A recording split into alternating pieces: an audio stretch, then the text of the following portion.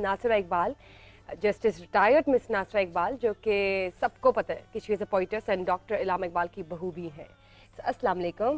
वालेकुम अस्सलाम।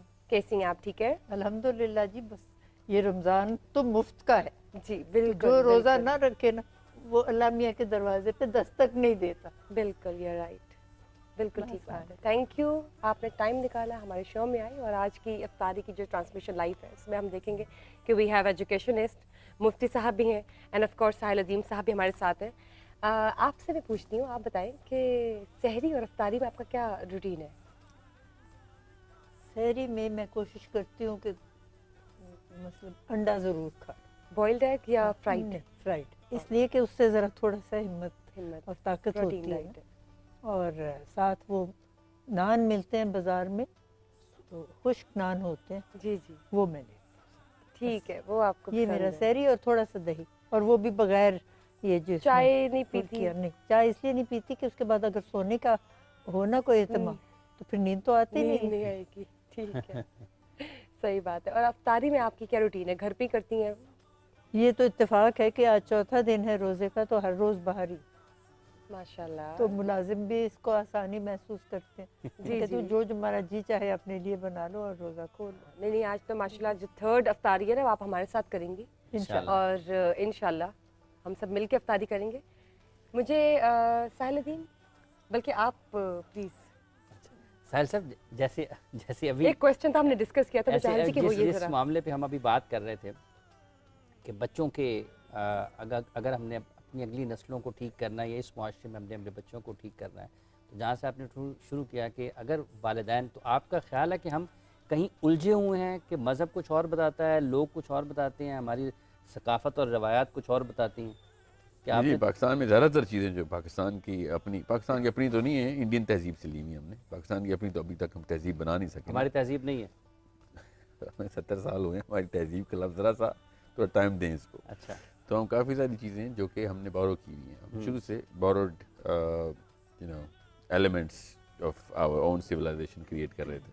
बहरहाल अभी मैं इसको इकट्ठा ही लेता हूँ ना, क्योंकि हम ज़्यादातर तो लोकल सकाफ़त ही लेते हैं। तो लोकल सकाफ़त कोई हिंदू मुसलमान तो नहीं होती ना, वो तो लोकल होती है। तो उसमें से काफ़ी सारी चीज़ें ऐसी हैं जो कि इस्लाम को, जिसमें किसी को कोई, इस्लाम ने उस पर एतराज़ नहीं करना, मगर कुछ चीज़ें हैं जो कि इस्लाम की डीपर रूह के सख्त मुनाफी हैं। मसलन हमारे कुछ ऐसे करीने हैं जो कि हमने, जैसे कौमियत का जो लफ्ज़ बदल के मुल्कियत, ये जो मुल्क के ऊपर आ गए हम, ये इस वक्त हम पाकिस्तान खेल रहे हैं, तो अल्लाह ताला ने तो शिद्दत से, इस्लाम तो आई इसके खिलाफ है। इस्लाम ने ये लकीरें खींचने के लिए मना किया हुआ है कि आपस में ना ये फ़र्क मत डालो, ये फ़र्क कि तुम अफ़गानी हो गए तो पाकिस्तानी हो गए, तो इंडियन हो गए तो बंगाली हो गए, समझ रहे? ये तो इस्लाम तो इसके खिलाफ है ना। दूसरा, कुछ ऐसे हमारे बेसिक सकाफती, जैसे बड़ों को देख के खड़े हो जाते हैं हम, अल्लाह ने शिद्दत से मना किया वैसे।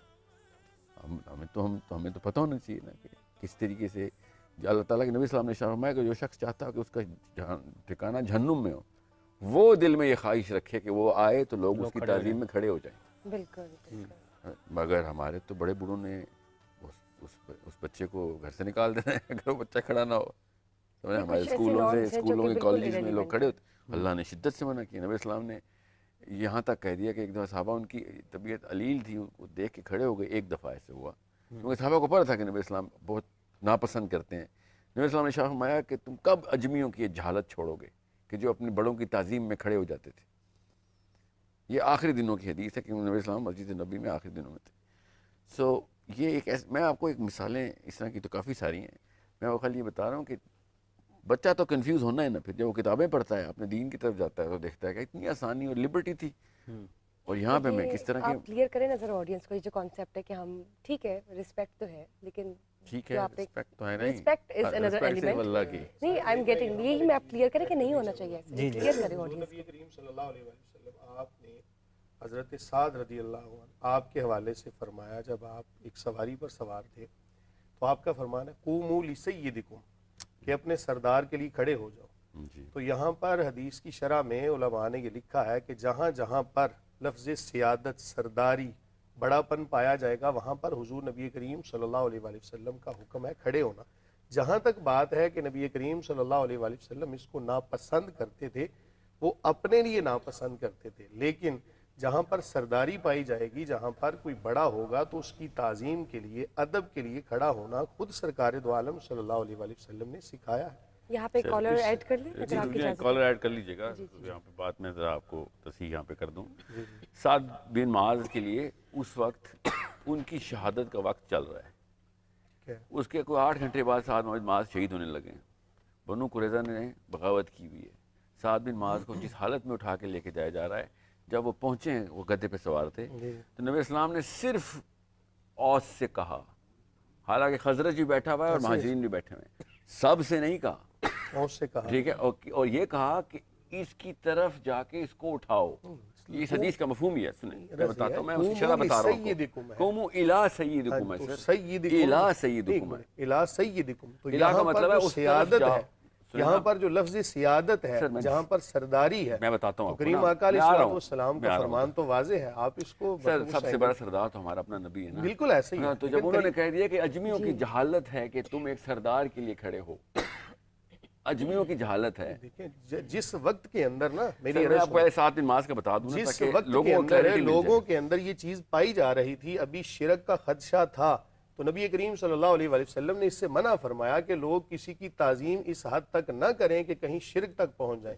لیکن جب شرک کا مسئلہ ختم ہو گیا، سرکار دو عالم صلی اللہ علیہ وسلم نے فرمایا قوموا لسیدکم، اپنے سردار کے لیے کھڑے ہو جاؤ۔ صرف ایک دفعہ ایسا واقعہ ہوا ہے، دوسری دفعہ حضرت امیر معاویہ نے جب وہ گورنر شام تھے، وہ آئے ہیں، عمر بن العاص کھڑے ہوئے ہیں اور حضرت طلحہ نہیں کھڑے ہوئے۔ حضرت امیر معاویہ نے کہا کہ اس نے ٹھیک کہا، یہ بیٹھا رہا، ٹھیک کیا، تم کیوں کھڑے ہوئے حالانکہ نبی السلام نے منع کیا ہوا ہے؟ وہ بھی تو سردار گورنر تھے نا اس وقت۔ صحیح بات ہے۔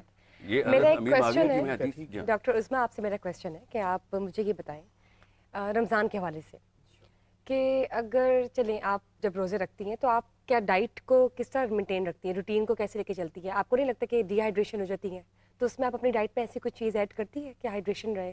ایک تو ایسا ہے کہ مجھے کبھی ایسا فیلنگ نہیں آئی، مطلب میں نے اس چیز کو بہت سارے لوگوں سے سنا ہے کہ میں نے روزے رکھے ڈی ہائیڈریشن ہو گئی، لیکن میں نے پرسنلی کبھی ایسا مطلب کوئی ایکسپیرینس مجھے نہیں ہوا، مطلب ہوتا ہوگا، لیکن میرا خیال ہے کہ ہم جب افطار کرتے ہیں تو انرچ قسم کے جوسز، ملک شیکس میں نے سارے گھروں میں بنتے ہوئے دیکھے ہیں۔ ہمارے گھروں میں بھی آج کل فریش جوس، ابھی کنو بھی موجود ہے، ابھی گاجر بھی ہے، تو فریش جوس بن رہے ہوتے ہیں، بالکل سیزن ہے۔ اس دفعہ تو رمضان بڑے اچھے فائنلی سردی میں داخل ہو رہے ہیں، تو مطلب وہ جوسز جو ہیں میرا خیال ہے کہ، اور مطلب جب تک پھر آپ نماز پڑھ کے سوتے نہیں ہیں تو پانی لیتے رہتے ہیں، پھر جب دوبارہ اٹھتے ہیں تو اگین پانی لیتے ہیں، تو میرا خیال ہے عموماً ہم پورا دن بھی اتنا ہی پانی پیتے ہیں۔ مطلب میں نے کبھی یوتھ کے بارے میں آپ مجھے بتائیں کہ آپ کیا کہیں گی کہ آج کل کی جو یوتھ ہے، کوئی ایڈوائس دینا چاہیں گی ان کو؟